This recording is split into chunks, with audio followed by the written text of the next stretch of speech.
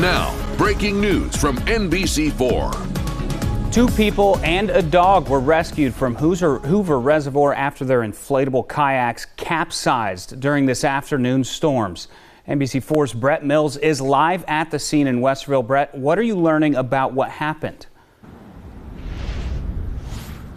That's right, Kyle. I'm here at the Hoover Reservoir where 2 people and a dog, as you said, had to be rescued. I spoke with a member of the Westerville Fire Division, and he told me that a call came in around 4:30 p.m. for 2 people who needed to be rescued. They were on inflatable kayaks on the water, and everything was good until the rain and the wind came through. It then flipped their boats over. The 2 swimmers needed to be rescued, and the dog as well. They are all fine. They have no injuries, and that's what we know right now. We will continue to keep you updated on this once we have more information that is made available to us. Local for you, I'm Brett Mills, NBC4.